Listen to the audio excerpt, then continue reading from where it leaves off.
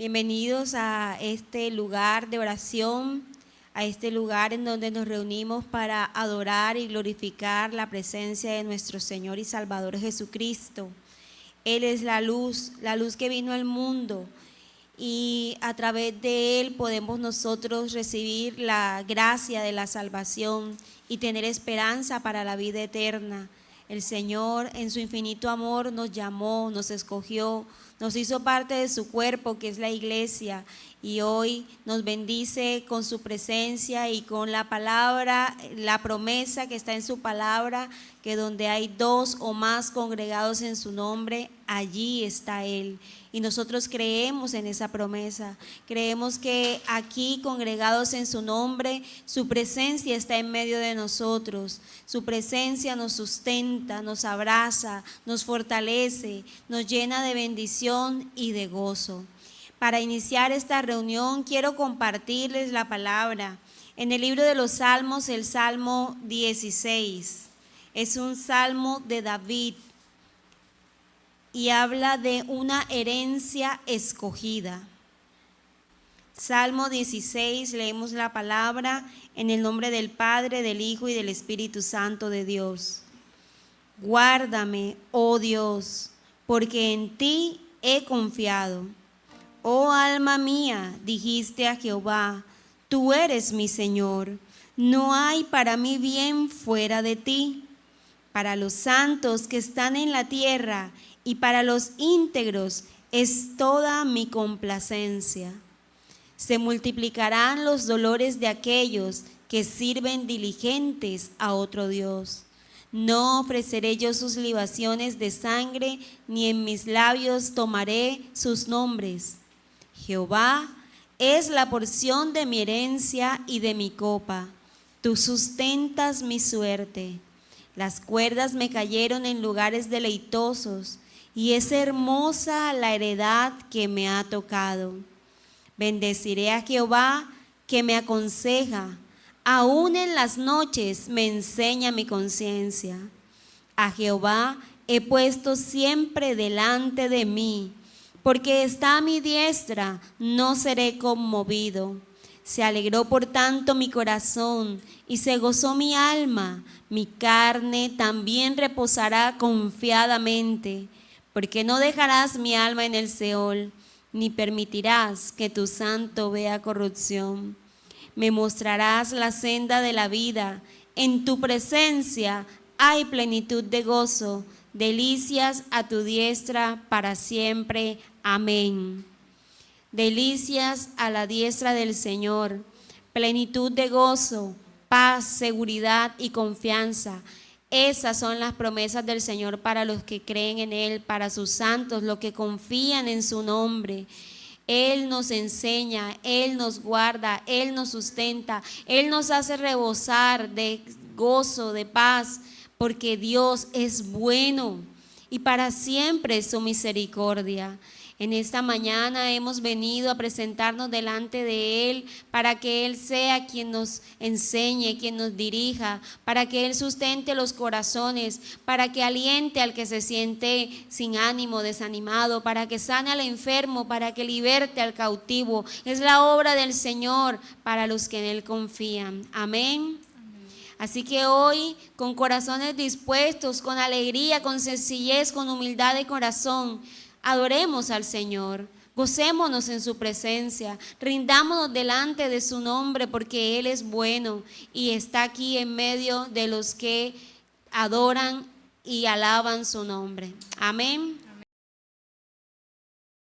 Cordial saludo para todos nuestros hermanos que hoy vienen a congregarse a este lugar, que disponen sus vidas para que el mensaje de la palabra de Dios pueda seguir transformando nuestras vidas, las vidas del creyente o de los creyentes. La vida de los creyentes es purificada, santificada, aún también en el caminar, en el tiempo en que nosotros andamos. Las pruebas y las tentaciones, que son dos cosas distintas, ocurren en el andar de la vida.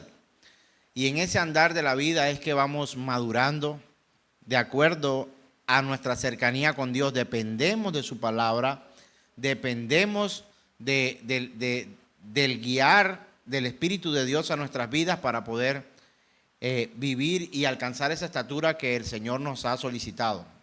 ¿Cuál es la estatura que nos pide el Señor a nosotros o cuál es el modelo que nos invita a seguir? Cristo Jesús, dice la palabra, que hasta que seamos perfeccionados, ¿verdad? Somos perfeccionados por Él, en Él y para Él. En Él, por Él y para Él. Y eso nos lleva a nosotros a que tengamos una completa y absoluta dependencia de Él. Así que, aunque estemos en una empresa trabajando, allí estamos viviendo como hijos de Dios. Aunque estemos haciendo un deporte, allí somos embajadores del Evangelio de Jesucristo. Y en la congregación, por supuesto que también, ¿verdad? Pero la vida cotidiana es la que vivimos fuera de nuestro entorno eclesiástico, el empleo, en la calle, en el supermercado, como ciudadanos. Y es donde el Señor quiere que hagamos mucha más fuerza o mucho más trabajo para dar a conocer ese su nombre. El trabajo real nuestro no está acá. Nuestra congregación tiene que ser como ese lugar donde venimos a refugiarnos en su palabra, a donde venimos a compartir, donde venimos a aprender, donde venimos a nutrirnos para poder vivir fuera de este lugar donde nos hemos congregado una vida que agrada al Señor. Sé que hay mensajes que son muy fuertes para nosotros, algunas ideas difíciles de quitar de nuestra mente y entiendo que esto deba pasar, ¿sabe? Porque hemos estado viviendo en un mundo que tiene un príncipe, no rey, tiene un príncipe. Y dice la Escritura que este mundo es gobernado por el príncipe de la potestad del aire. Hay un principado en el mundo, por acá, por allá, por donde quiera que nosotros podamos ir, viajar 40 horas o 50 horas y llegar a un lugar.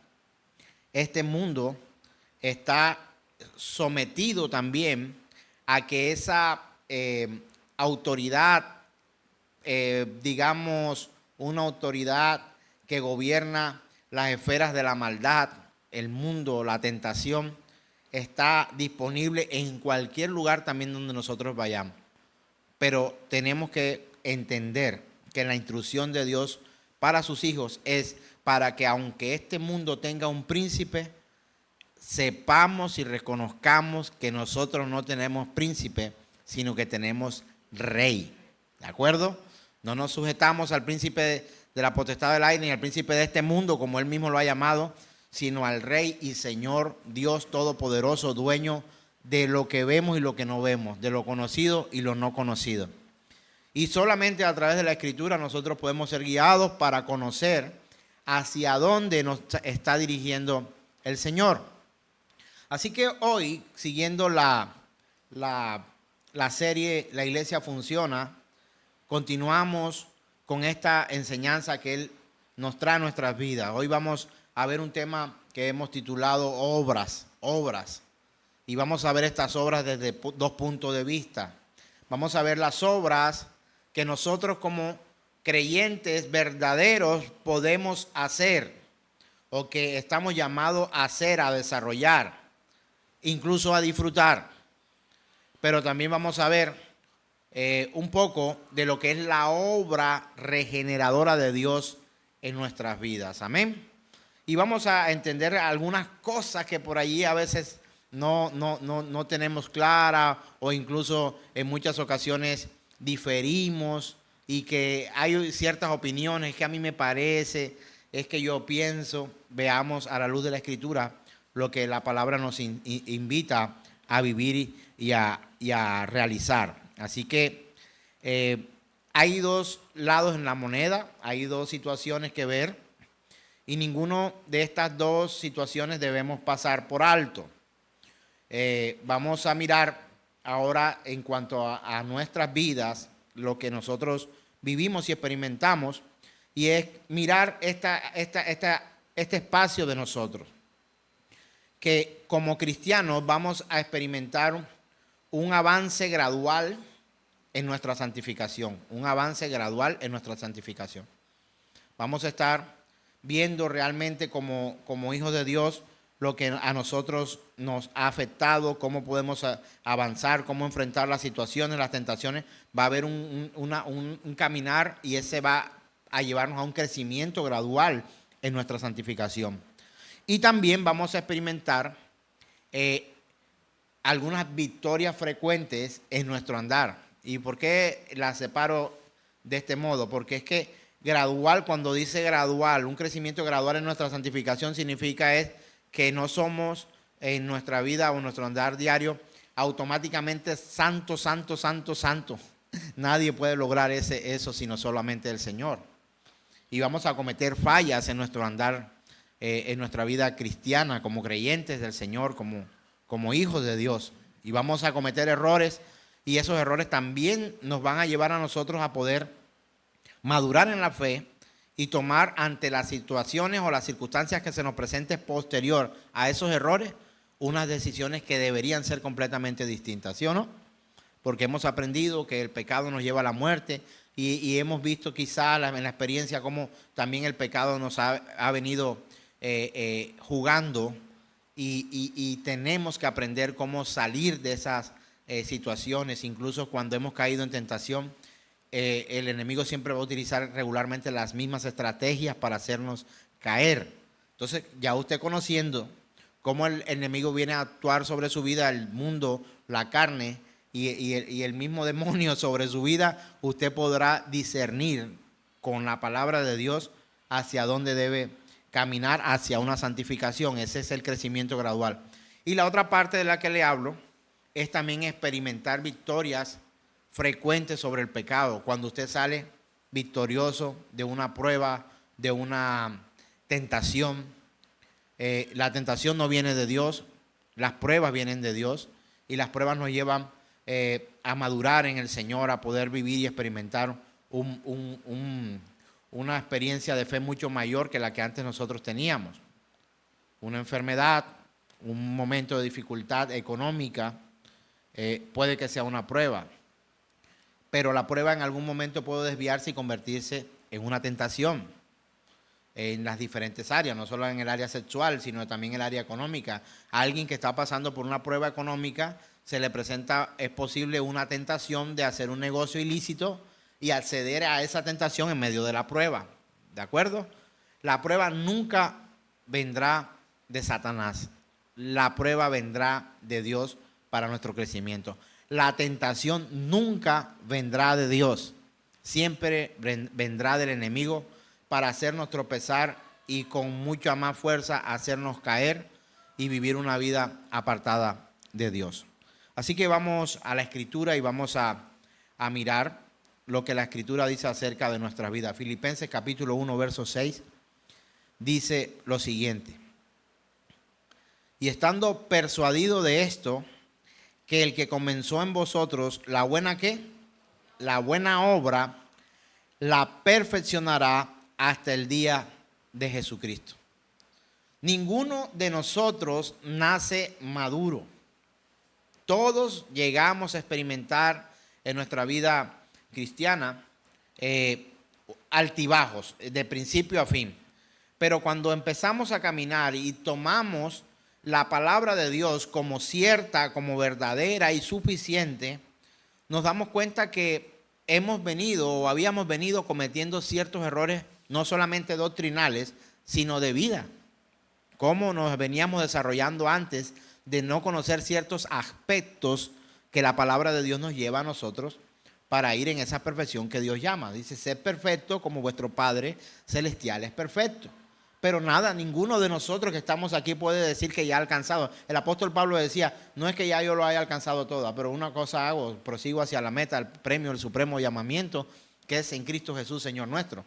El apóstol Pablo, un hombre, un señor de la predicación, un hombre inspirado por Dios, un hombre guiado por Dios para llevar el evangelio a muchos de nosotros que hoy recibimos la palabra. Y el mismo apóstol Pablo que le escribe a los filipenses, nos recuerda esto también. A la iglesia que estaba en Filipos le recuerda, le dice, estando persuadido de esto. ¿Cómo es persuadido de esto? ¿Qué quiere decir eso? Alertas, convencidos, pendientes de esto. ¿De qué? que esto está diciendo, esto tiene que tenerlo en cuenta. Le dice que el que comenzó la buena obra en vosotros, la perfeccionará hasta el día de Jesucristo. Parece que tuviera un inicio, ¿verdad?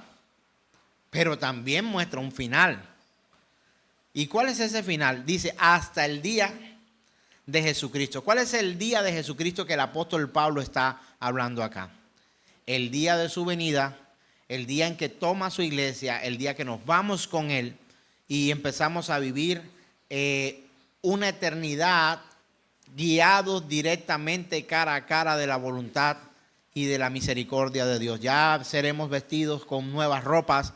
Estos cuerpos que se envejecen, se arrugan y se enferman, ya no estarán allí, sino que Él glorificará su nombre, manifestará su nombre a través de vestirnos con nuevas ropas y viviremos de una manera espectacular, santo, semejante, dice la Escritura, a los ángeles. Ya esta carne no pedirá, hermanos, ni agua pedirá este cuerpo. Este cuerpo ya estará acá, seremos despojados de esto. Y esa es una buena noticia. O sea, más o menos lo que le decía el Señor Jesús a aquella mujer, si tú supieras quién te pide agua. Dice, el que viene a mí no tendrá sed jamás. Me hago entender, sabe de lo que estoy hablando. Ya no vamos a necesitar ni agua. ¿Por qué? Porque cuando Él venga en su reino y nos trae a nosotros la buena noticia y nos da la bienvenida y nos dice, buen siervo y fiel, en lo poco fuiste fiel, en lo mucho te pondré. No está diciéndonos que nos va a dar carro nuevo, casa nueva, techo nuevo, o un nuevo cargo, o un nuevo empleo en esta tierra. No. Nos está diciendo que en lo poco, aún teniendo todo esto que he mencionado, Él lo llama poco, porque son añadiduras de este mundo, no es eterno.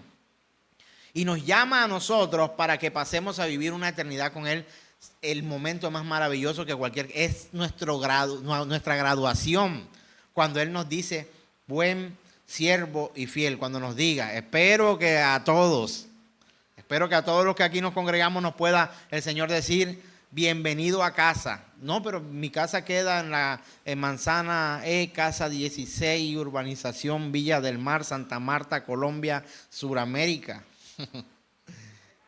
Él va a decir, no, esa no era tu casa, hijo, tu casa es la que yo he preparado para ti, para que vivas juntamente conmigo y nuestro Padre, y la presencia eterna del Espíritu de Dios en medio de nosotros. Conoceremos al Padre, al Hijo y al Espíritu Santo cara a cara, el momento más maravilloso que cualquier creyente podría experimentar. Ahí nos encontraremos con los siervos que hemos oído de la Escritura, de la palabra, aquellos que hicieron proezas, aquellos que hicieron cosas tan excelentes, aquellas mujeres siervas de Dios, como María, he aquí la sierva del Señor, una mujer consagrada para Dios. Un apóstol Pablo, un hombre trabajador en el evangelio que decía, a mí me conviene morirme, a mí me gustaría irme ya, pero a causa de predicar el evangelio me es necesario estar aquí y seguir adelante. Entonces, Juan, todos estos, Pedro, todas estas personas, conocer a David, no sé pero no será esta la máxima de un creyente real. La máxima, ni las calles de oro, ni el mar de cristal, sino conocer cara a cara al Dios todopoderoso, el Dios del universo conocido y desconocido. Ese sería un caminar completamente diferente. Ya no tendremos necesidad. ¿A cuántos han llorado últimamente? Algunos lloran.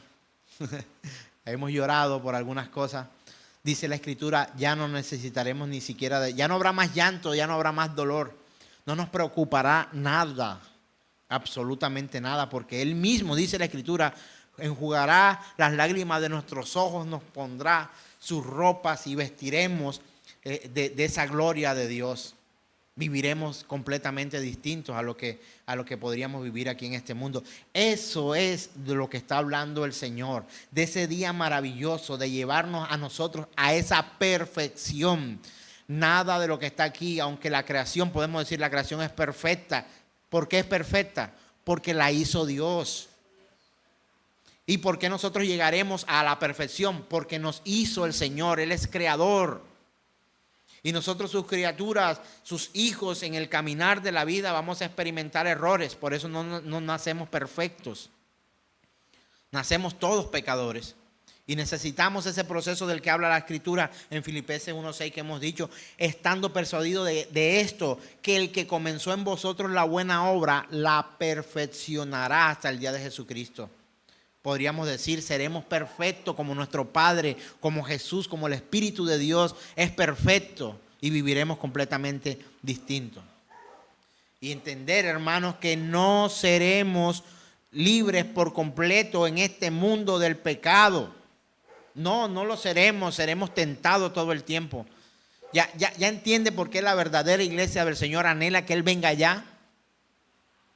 Porque es suficiente, basta con la vida de pecado que llevamos, con la vida torcida, apartada del camino de Dios.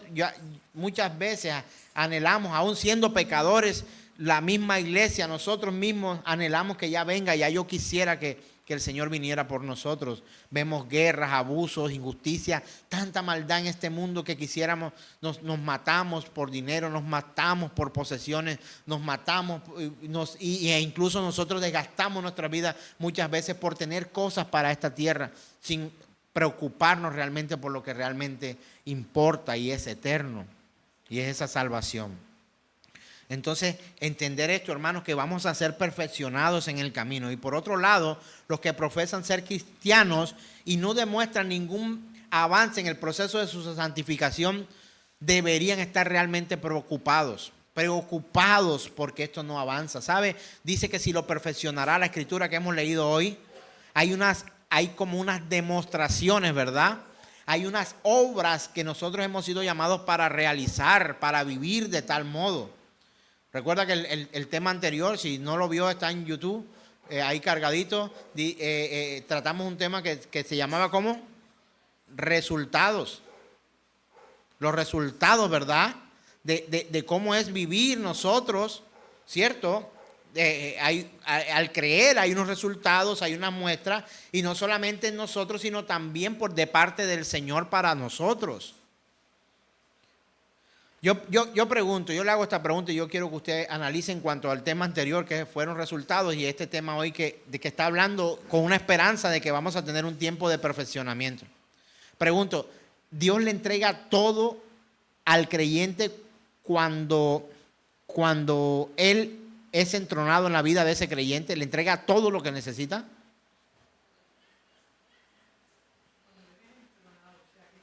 Que es parte del cristiano. Por acá, para los que de pronto no escuchan atrás del micrófono, me están preguntando es cuando está entronado en la persona, sí. Ese creyente que tomó la palabra como verdad, que creyó a la predicación del evangelio, que se dispuso, que se consagró para Dios, recibe todo lo que Dios le está dando.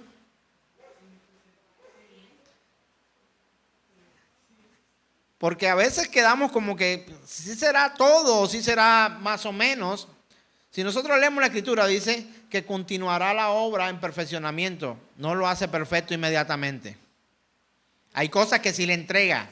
¿Y sabe qué es lo que le entrega? Unas promesas que se han de cumplir en el sí y en el amén. Pero también coloca ciertas limitaciones en nosotros los hombres, como por ejemplo, que no podemos poner a predicar el evangelio a alguien que no conoce el evangelio. ¿Sí o no? Entonces te va a entregar en tu fe todas las promesas que Él ha prometido son en el sí y en el amén. ¿De acuerdo? Pero te irá perfeccionando. Entonces dice la escritura, no coloques a un neófito allí porque es posible que se vaya a envanecer. O sea, hay cosas que tienen que ir con calma para ir a predicar el evangelio, aunque vemos casos de aquellos que fueron encontrados solamente una vez con el Señor y fueron y predicaron lo que tenían que predicar. Pongo nuevamente el ejemplo de aquella mujer samaritana que estaba en el pozo, que recibe la revelación de quién es Cristo, el Mesías, el ungido, el Salvador, y ella sale a correr y a decirle a todos los de su pueblo que su vida ha cambiado porque ha conocido al ungido, al Mesías. ¿Ya lo ves? Pero ella no vino a hablar de doctrina y enseñar a la congregación, o fue a predicar a una, entre comillas, iglesia que estaba ubicada en alguna de las regiones. No. Ella fue y predicó lo suyo. El endemoniado gadareno, cuando el Señor le liberta, él dice: yo me quiero ir contigo. Oye, qué diferencia hay, ¿verdad? Se encontró un joven rico con muchas posesiones y le dice: ven, sígueme. ¿Y el tipo qué pasó? Se acordó de que era rico y dijo, se puso triste y se fue. Lo tenía todo. Pero te pregunto, ¿qué tenía aquel hombre de Gadara? Vivía, dice la Escritura, ¿en dónde? En los sepulcros. Vivía como un loco. ¿Cuál era la riqueza que tenía? Sí, tenía una: familia. ¿De acuerdo? Y el Señor le hace libre y él se ofrece, le dice: yo me quiero ir contigo. Imagínense quién no se va a querer ir con el Señor cuando ante sus ojos y los ojos de muchos testigos logra él, como es natural para él, una transformación sobrenatural ante los ojos de los hombres. Y él se ofrece que quiero ir. ¿Qué le dice el Señor? No, ve a los tuyos y predícales a ellos. Háblale de esto que ocurrió acá. Me hago entender, ciertas limitaciones aún ministeriales para hacer o dejar de hacer o esforzarse para hacer. Pregunto, ¿fue el mismo llamado que tuvo Pablo? No. El apóstol Pablo te decía: si yo me muriera, para mí mejor, pero me es necesario, ay de mí si no predico el evangelio. Ahora pregunto, ¿cuál es la sinfonía o la armonía, o cuál es lo que unificó a estas tres personas? Hablé del hombre de Gadara, el endemoniado gadareno, que ya no era endemoniado, por eso le llamo el hombre de Gadara. La mujer samaritana, que también debía tener un nombre, no se menciona, pero debería tener un nombre. Y el apóstol Pablo le ha hablado de estas tres personas hoy. ¿Qué había de semejanza en cuanto a lo que al conocer al Señor? Además de la fe, de que ellos creyeron en el Señor, ellos lo que tenían en común es que tenían una tarea en común. ¿Cuál era esa? Predicar el evangelio. Aquella mujer en Samaria salió a predicar, a anunciar, como un heraldo, a mostrar las bondades de aquel que la llamó de las tinieblas a su luz admirable. También. ¿Qué pasó con aquel hombre de Gadara? También le dijo: ve, predica esto, cuenta esto a todos. Y el apóstol Pablo, llamado también para predicar el evangelio y aún escribir de lo que hoy estamos anunciando. Entonces me hago entender, unos tienen unas cosas, otros tienen otras. ¿Sabe por qué? Porque somos interdependientes en la iglesia de Jesucristo. A uno los llama para una cosa, a otro los llama para otro, y a uno incluso le da un tratamiento completamente diferente. Tuvimos acá en la congregación a alguien que se quejaba de la forma en que alguien de esta congregación servía. Pero ¿por qué tal persona entonces? ¿Por qué? ¿Por qué y yo no? ¿Por qué? Y por favor, no te compares con otras personas. Mira cómo es el llamamiento y cuál ha sido el llamado que Dios te ha entregado a ti. Eso para empezar. Pero date cuenta también de los sufrimientos de las personas. Son completamente distintos. Unos sufren unas cosas, otros sufren otras. Pero ¿sabe algo? Todos sufrimos en esta tierra. Nadie en esta tierra es libre de sufrimiento. ¿Sabe por qué? Porque querríamos quedarnos acá, pero una de las cosas que Dios nos permite en este mundo es sufrir. ¿Para qué? Para que no ames a este mundo más que la esperanza de estar con el Dios eterno, aquel que limpiará las lágrimas de nuestros ojos, y allá en aquel lugar no habrá ni más llanto ni más dolor. Entonces, estos vivieron procesos distintos. Se equivocaron en el camino, por supuesto que erraron, fallaron, tuvieron diferentes dificultades, pero el Señor vino a perfeccionar su obra en ellos y entender también que en cuanto a las obras que también fueron ellos llamados para realizar unas obras en esta tierra. Y estamos casi que tocando lo de la salvación con lo de las obras. Si sí, sí o si no, no. Entonces, hermanos, deberíamos examinarnos y mirarnos a sí mismos, a cada uno de nosotros, para ver si estamos en la fe de la manera correcta. Si de acuerdo a lo que Dios ha solicitado de nosotros estamos caminando de acuerdo a su voluntad. Él va a perfeccionar, quiero leerlo nuevamente, estando persuadidos de esto. ¿De qué? De que aquel que comenzó en nosotros la buena obra, estoy personalizándolo, nosotros, en mí, la buena obra la va a perfeccionar hasta el día de Jesucristo.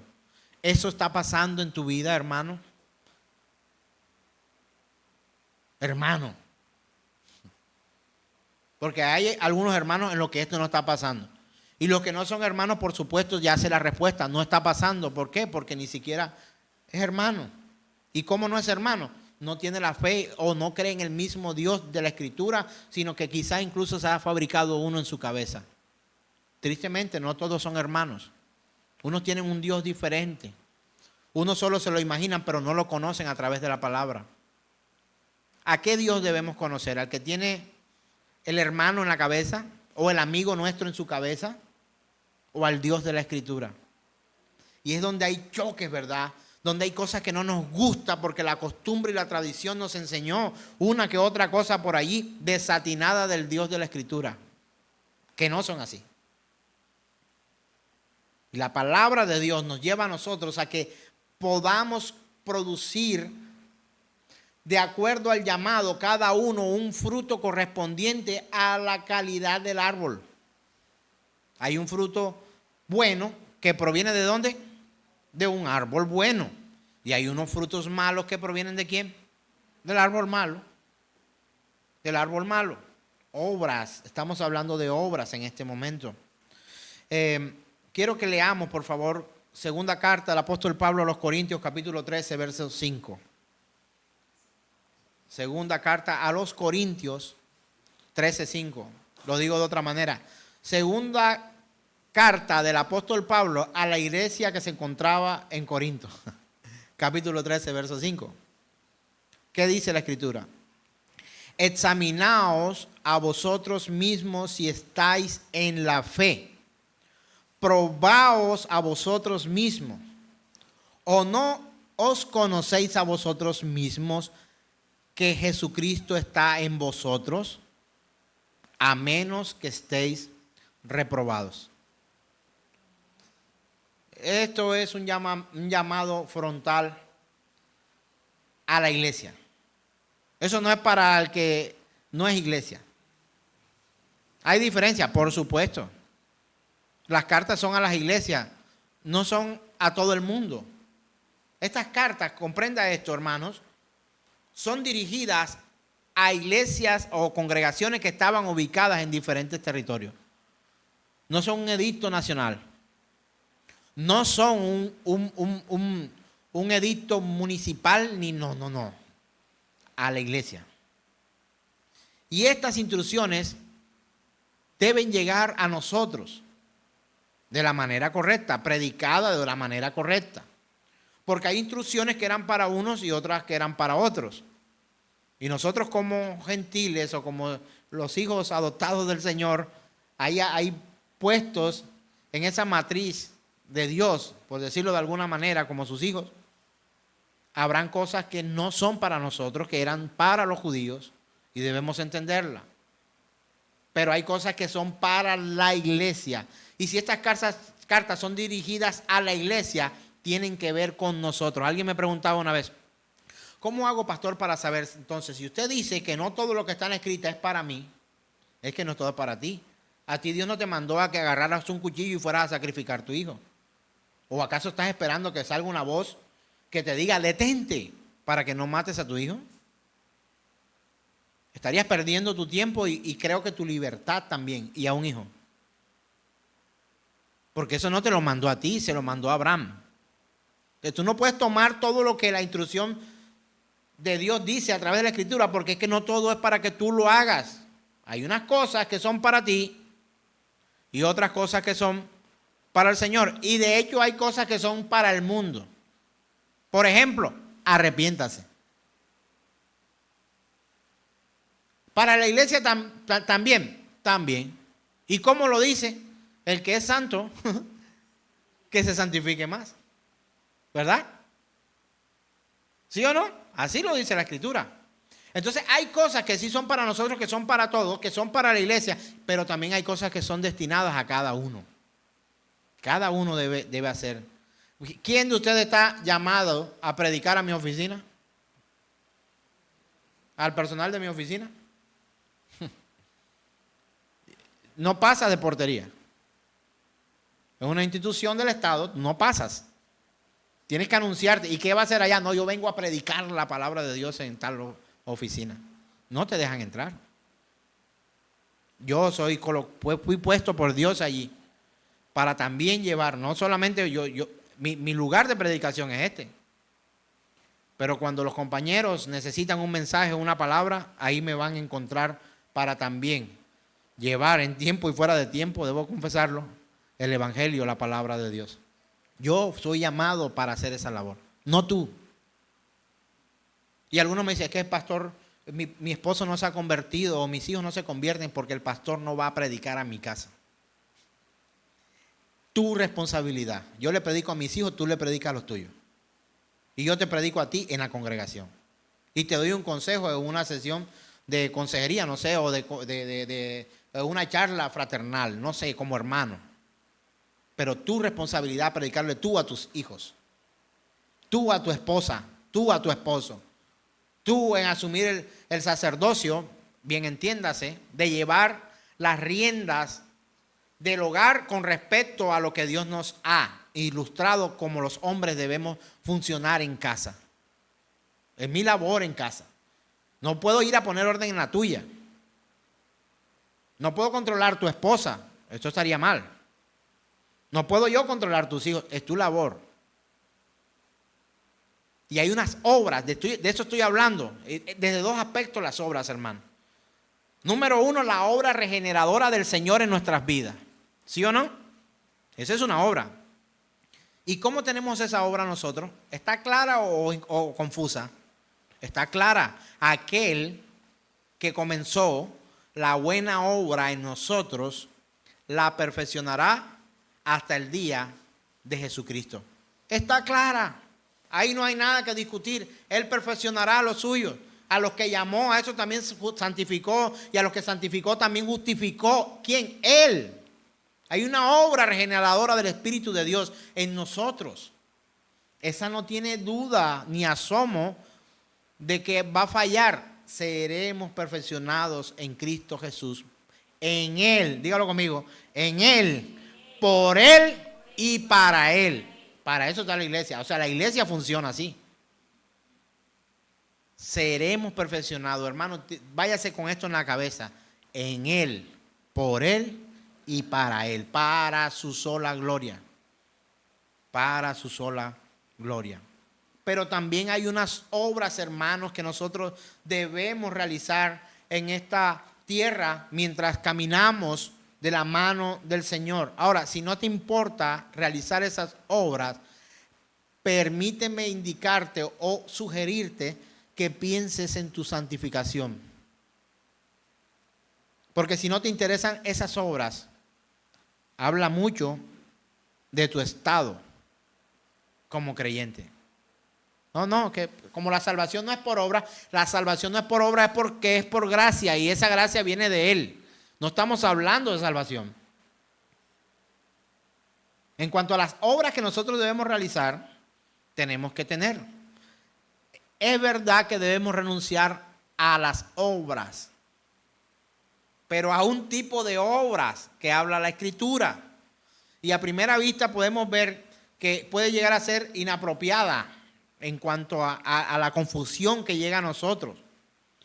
La Escritura dice en Efesios capítulo 2, verso 10, quiero que leamos, Efesios capítulo 2, verso 10.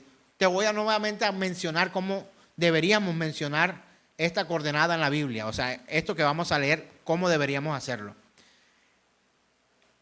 Carta a la iglesia que está ¿dónde? En Éfeso. Este mensaje es para la iglesia, y si tú eres de la iglesia, ese mensaje es para ti. ¿Sí o no? ¿De acuerdo? Tienes que comprender algo, hermano, antes de leer ahí. Tienes que comprender algo. Y quiero hacer hincapié una vez más en esto. Hay cosas que fueron escritas para la iglesia y hay cosas que fueron escritas para todo el mundo y hay cosas que fueron escritas o instrucciones que nos cuentan que fueron dadas o dictadas para ciertas personas. ¿Qué es lo que te corresponde a ti? Pastor, ¿qué me corresponde a mí? Lo de la iglesia. Y si usted quiere aprender doctrina de la iglesia, vaya a las cartas. Y si quiere aprender teología, pues no solo las cartas, sino todo el Antiguo y el Nuevo Testamento. Ahí está todo, principalmente en la parte del Antiguo Testamento, donde muestra el carácter de Dios, donde muestra la persona de Dios. Cuando yo tomo la Biblia y leo un libro, analizo esto. Esto es para ellos, ¿para quién es esto? Hay unas cosas que son para ellos, otras que no son para mí. Y cuando analizo que es para la iglesia, entonces yo digo, ahí voy yo. Volvemos a Efesios capítulo 2, verso 10. Recuerden, carta a la iglesia que se encuentra en Éfeso, capítulo 2, verso 10. Dice, porque somos hechura suya. ¿Hechura de quién? De Dios. Creados en Cristo Jesús, ¿para qué? Para buenas obras, las cuales Dios, se refiere al Padre, preparó de antemano para que anduviésemos en ellas. Quiero que analices algo acá. ¿Está hablando de salvación aquí? ¿Cuál es el tema principal de este versículo 10? Vamos a leerla nuevamente. Porque somos hechura suya, creados en Cristo Jesús para buenas obras, las cuales Dios preparó de antemano para que anduviésemos en ella. Quiero que para que hagas un análisis crítico o literario. Esto tiene que ver con estrategias para aprender de qué se está hablando o de qué está tocando una frase o un fragmento escrito por un autor cualquiera. Usted tiene que preguntar qué, cómo, dónde, cuándo, para qué. Entonces, vamos a mirar. Y voy a leer de atrás hacia adelante. Dice, Dios preparó de antemano para que anduviésemos en ella. ¿Qué fue lo que preparó Dios de antemano para que anduviésemos en ella? Buenas obras. Ahora, si yo pregunto, ¿quién preparó las obras? Dios. Muy bien. Y dice, creados en Cristo Jesús para buenas obras. Fuimos creados por...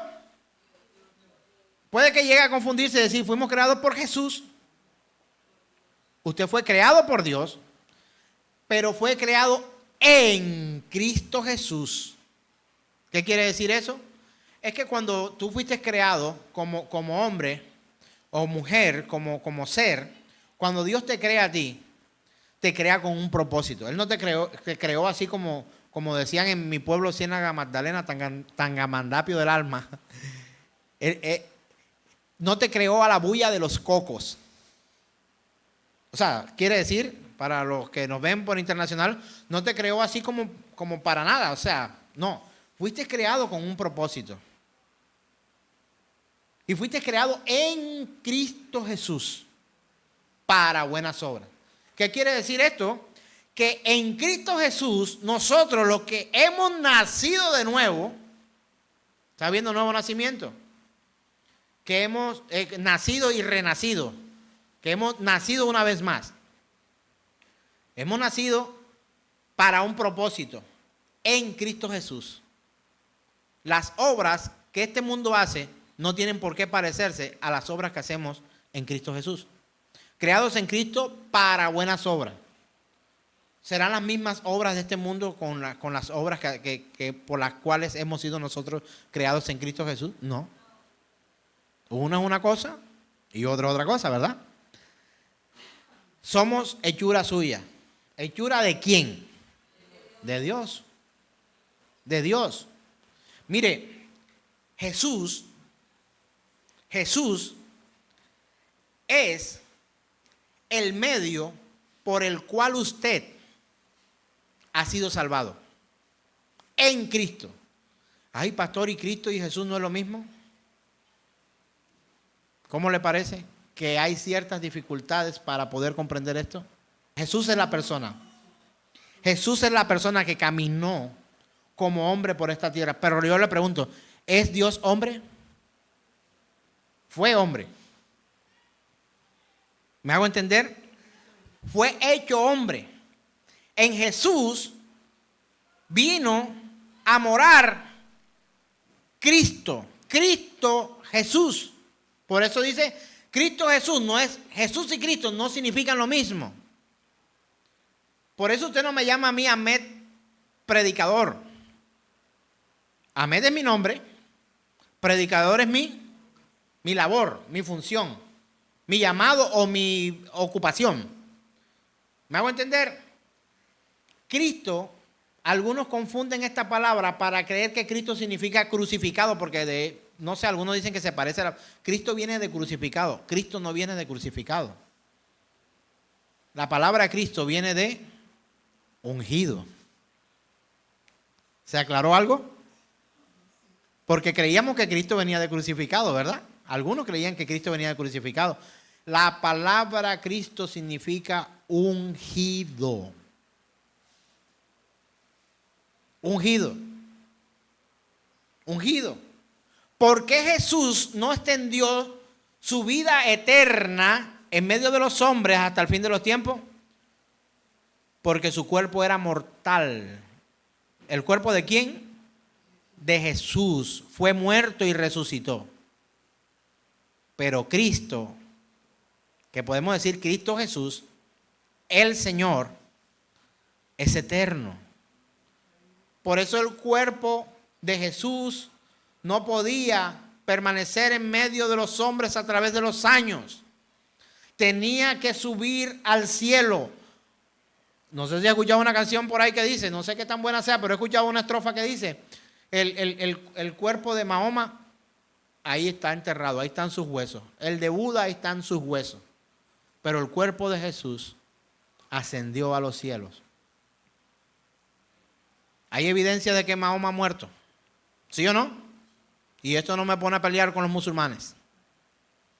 Hay evidencias de que, ¿quién otro? De que Buda murió. Deben estar sus huesos o los rastros de sus huesos. Hermano, sin que se ofenda, los huesos de Pablo usted puede, si lo encontraran, gloria a Dios. De la madre de Jesús, de Juan, de ¿quién más? De todos, los hombres y mujeres. Pero la Escritura habla de la ascensión del cuerpo de nuestro Señor, porque ese cuerpo no podía permanecer hasta estos tiempos. Pero pregunto, ¿eso no es eterno el Señor? Es eterno. Pero su cuerpo no podría permanecer en medio de nosotros. Porque el cuerpo que Jesús tuvo mientras anduvo en esta tierra, el Cristo, el ungido de Dios, tuvo, ese cuerpo tenía unas limitaciones. Sentía dolor, sentía hambre, sentía sed, era cuerpo. Por eso nos estrellamos en la Biblia cuando leemos que nuestro Dios todopoderoso y es llamado el invisible. Porque si te preguntara, ¿cómo te imaginas a Dios? De pronto tú te lo imaginas como yo me lo imaginaba. Como un anciano de pelito blanco, de buena barba, de ojos claros así, de tez blanca, con unas manos así maravillosas, tal, espectacular. Y la Escritura dice, nadie ha visto a Dios. Nadie ha quedado sin vida, con vida, perdón, al ver a Dios. Moisés lo vio, dice que partió la roca al Señor al pasar. Y en la roca hizo una endija. O sea, era una roca, la partió, al partirla por ahí. Y dice que solamente vio sus espaldas. Una manera como la espalda de Dios no es así fornida, tenía no sé qué, se le veían las venas así de lo fuerte que él es. No. Es una forma de decir que él pasó y se alejó. Poder ver a Dios en su andar al pasar, Tú no lo puedes ver que viene. Cuando dice al pasar es que va. Y si va, lo que ves es sus espaldas. Pero es una forma de decir que la gloria de Dios, el Dios invisible, pasó por ese lugar y él pudo ver cómo se alejaba esa manifestación de la gloria de Dios al pasar muy cerca de Moisés. ¿Me hago entender? Toca hablar de Cristo. Tenemos que hablar de Cristo. Y en Él hemos sido creados para buenas obras. Tus obras se tienen que ver. Pastor, pero la salvación es por obra. No estamos hablando de salvación. Ese es otro tema. ¿La salvación es por obra, hermanos? No. ¿Qué tienes que hacer tú para ser salvo? Creer. ¿En quién? En Cristo Jesús, Señor nuestro. Dice la palabra, no hay otro nombre dado a los hombres en el que haya. No hay otro nombre.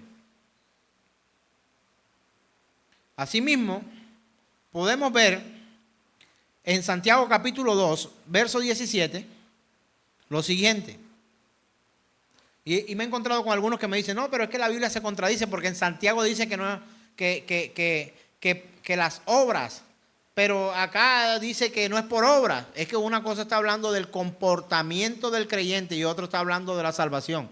La salvación no es por obra.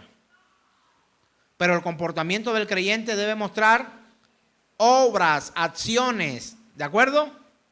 Santiago capítulo 2, verso 17. Dicho de otra manera, este es el escrito del apóstol Santiago capítulo 2, verso 17.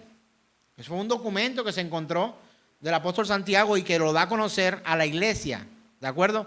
¿Dirigida a quién? A la iglesia. Él está diciendo, así, también la fe, si no tiene obra, es muerta en sí mismo. Pastores, que la salvación no es por obra, entonces las obras no me deben importar. Eso puede llegar a ocurrir porque ya he tenido esas discusiones con muchas personas. Discusiones digo en el sentido de hablar, discutir, dialogar, puntos de vista diferentes. ¿De acuerdo? Dice, así también la fe, si no tiene obras, es muerta en sí mismo. Pregunto, ¿de qué está hablando este pasaje en el verso 17?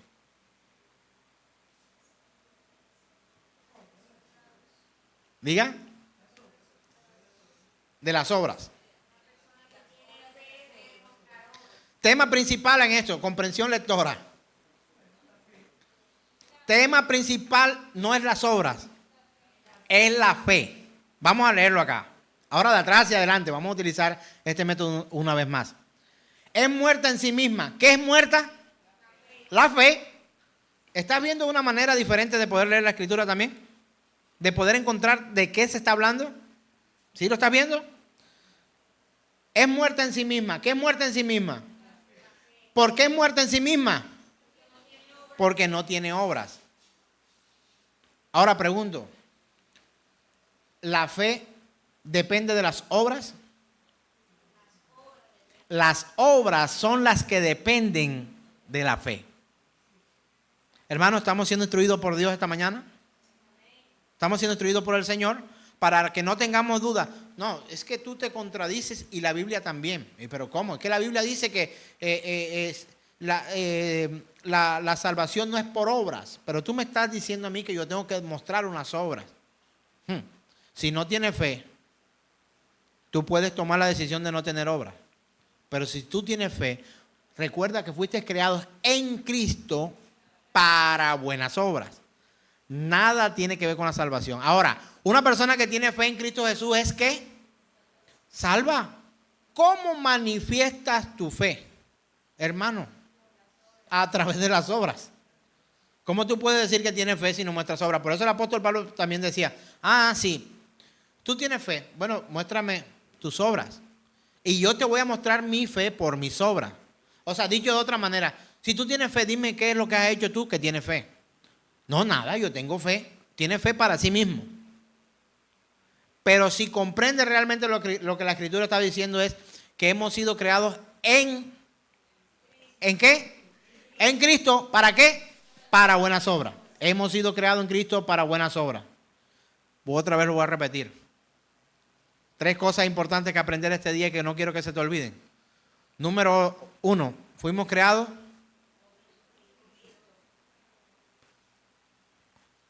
en Él, por Él y para Él. ¿De acuerdo?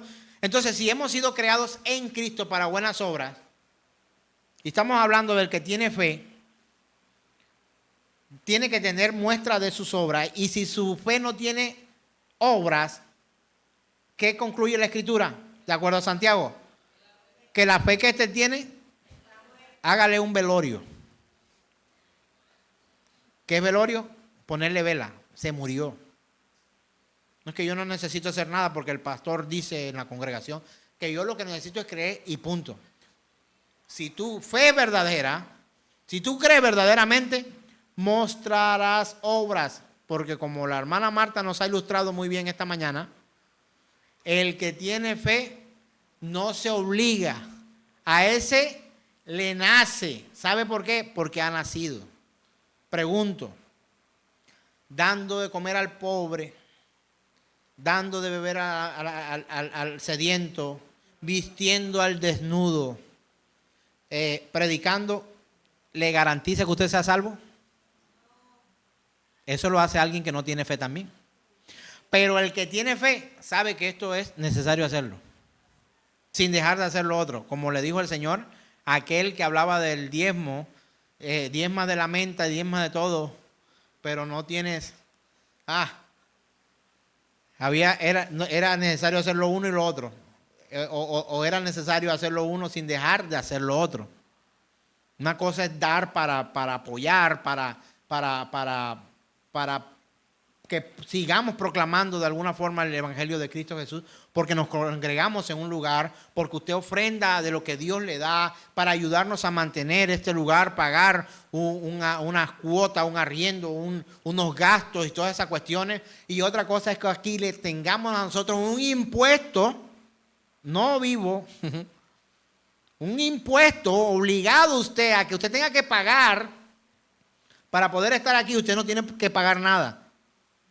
Para ser parte de la iglesia de Cristo usted no tiene que pagar. Usted tiene que creer en el Señor. Y cuando usted cree en el Señor, entiende la importancia no solamente de recibir, sino también de dar, de ayudar, de colaborar con mi labor. Dentro de unos días vamos a tener acá, mi esposa al final le dará unas instrucciones, vamos a tener un acto de generosidad con este lugar donde nos congregamos. Este man va a volver a pedir plata. No tiene que ver con dinero, tiene que ver con tu servicio. Vamos a limpiar, vamos a organizar. Ya más adelante mi esposa le dará. ¿Por qué no tomarnos este lugar donde nos congregamos y ponerle todo también de nuestro amor y nuestro empeño para que esté bien? Y que cuando traigamos a alguien a este lugar también podamos compartir de una manera muy agradable, ¿verdad? Eso es una cosa diferente a que usted tenga la obligación de tener que... No. ¿Con quién vamos a hacer esa labor? Con el que le nace, con el que quiere. Tiene que venir aquí a ayudarnos a limpiar, a organizar, a reacomodar. Estamos tratando de hacer algunas cosas para estar más agradable aquí en este lugar. Si usted no viene, entonces usted se va a perder, se va para el infierno. No pasa nada. Pero aquellos que tienen un afecto por este lugar, porque aquí nos congregamos para predicar, para recibir, para estudiar, mostrarán algún tipo de interés. ¿Sí o no? Eso es básico. Tiene que ver esto con la salvación en lo absoluto. ¿Qué tienes que hacer para ser salvo, hermano? Quiero que otra vez lo diga usted mismo. Creer. ¿Qué más? Exactamente, por Él, para Él y en Él. En el orden que usted quiera. Fuimos creados por Él, en Él y para Él. Para su gloria, hermano. Entonces, hermanos, si nosotros comprendemos esto, podemos analizar que nuestra vida tiene que mostrar frutos. Ahora, cuando se habla del fruto del Espíritu Santo, hay personas que dicen, no, es que son los 9 frutos. ¿Sabes cuántos frutos son? 7, 8. Fruto solamente uno.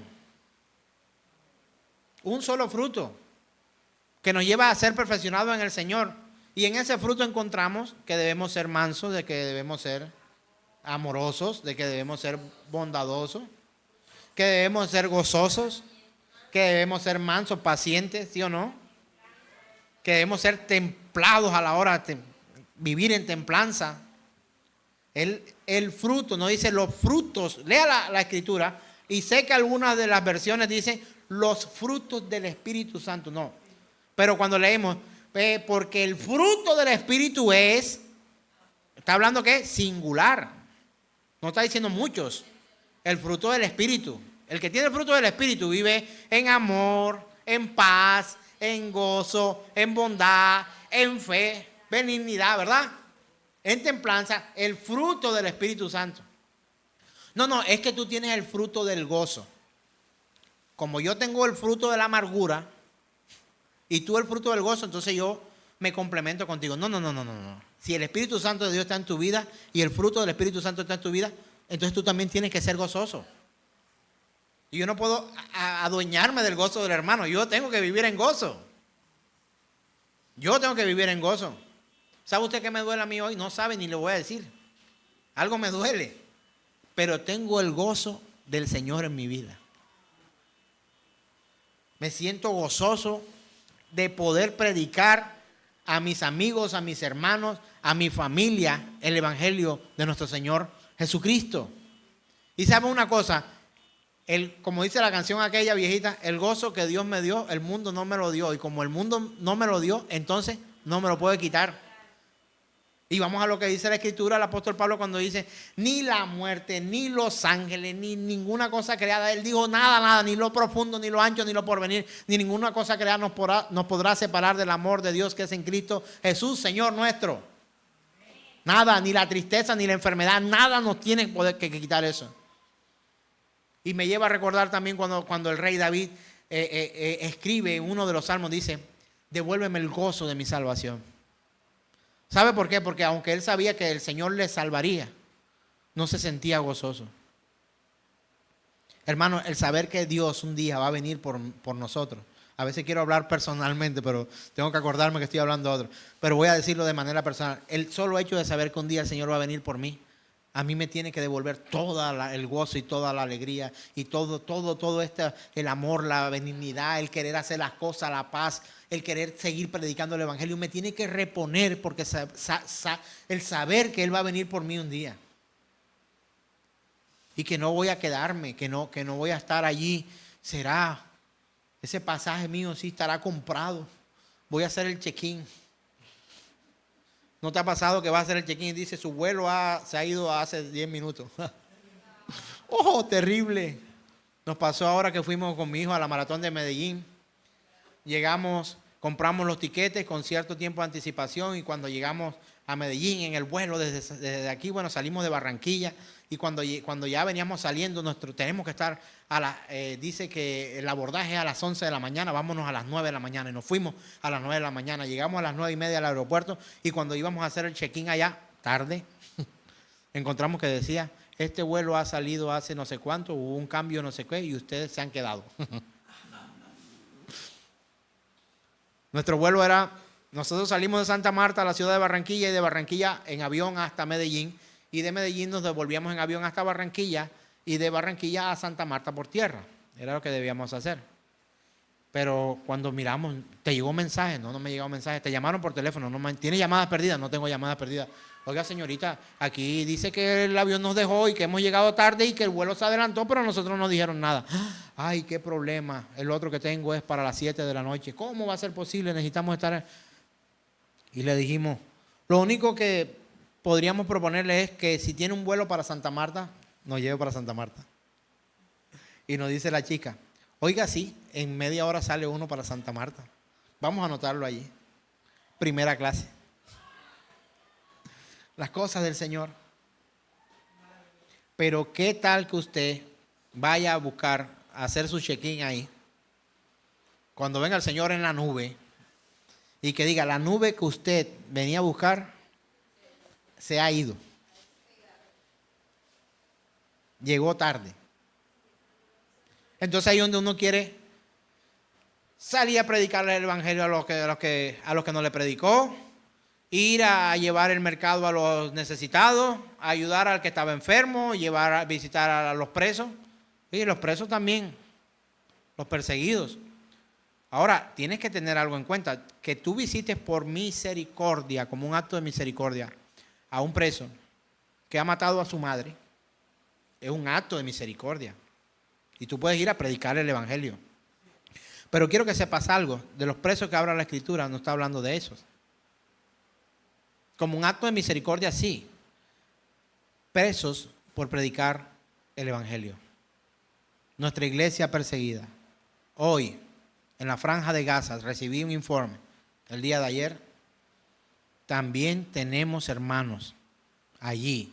No solamente porque creen, sino porque predican el evangelio a otros en un lugar tan terrible hoy, no porque ese lugar también lo creó el Señor, no tiene por qué ser terrible, sino que la mano del hombre ha intervenido en ese lugar y hay guerra, hay violencia, hay muerte, hay enfermedad, hay destrucción, hay orgullo, hay prepotencia, hay venganza, hay odio, hay pecado, sencillamente. Nuestros hermanos también están allá predicando el evangelio. Y quiero aclararte que sí está Dios ahí. Es el presente número 1 ahí. Y ante sus ojos se están haciendo todas estas barbaries. No hay un lugar vedado para Dios. Todo fue creado en Cristo y para Cristo. El Dios eterno, el Dios invisible, ese Dios que también es omnipresente, ocupa cualquier lugar en el universo conocido y desconocido. Hermanos, así también la fe, si no tiene obras, es muerta en sí misma. Entonces, el verdadero arrepentimiento primero debe llevarnos a renunciar a las obras que son mal vistas para alcanzar salvación. Te lo digo de otra manera, un poco más claro. Renunciar a unas obras. ¿A cuáles? A las que te lleven a creer que por esas obras tú vas a ser salvo. Nadie es salvo por obra. Pero cuando tu fe está puesta realmente en Cristo Jesús, recuerda que has sido creado en Cristo para realizar ¿qué? Buenas obras. Esas obras dan evidencia, muestra, resultado de tu fe. ¿Cuántos hermanos hay aquí? ¿Cuántos son creyentes del Señor, en el Señor? ¿Cuántos creen que el día que Él venga por su iglesia, su check-in estará realizado y estará su nombre ahí? Usted tiene que mostrar buenas obras para las cuales el Señor en Cristo Jesús le hizo a usted. Usted debe mostrar evidencia de buenas obras. Entonces, siempre que hagamos una buena obra o una obra a las que Dios nos ha llamado a nosotros, ¿qué va a ocurrir? Se le va a dar la gloria a Dios y esa persona va a entender que alguien en esta tierra fue usado por Dios para eso. Sí se van a enterar, porque entonces, ¿cómo no? Hay unas que se pueden hacer de manera oculta y otras que no se pueden hacer de manera oculta. Yo podría decir que cuando, sin pedirle a usted nada, compro y llevo, de pronto el hermano me llegara a preguntar, ¿y quién me mandó eso? Es la iglesia, toma. Pero es posible que si esa persona habla conmigo y me dice, tengo una necesidad, por ejemplo, de un medicamento, y yo le diga, espéreme un momento aquí, yo voy, aquí tiene el medicamento. ¿Le puedo salir con el alimento que se lo dio la iglesia? No puedo decir eso. Esa persona sabe que yo lo compré con mi dinero, porque ella no sabía o yo no sabía que esa persona tenía una necesidad. Fue ahí. ¿Sabe qué va a hacer esa persona? Número 1, le va a dar gloria al Señor. Y número 2, me tendrá en estima, porque al ser su hermano en Cristo Jesús, o quizás no hermano, en Cristo Jesús, esa persona dirá, fue usado por Dios para bendecir mi vida. ¿Sabe una cosa? El problema no es que se enteren que usted dio.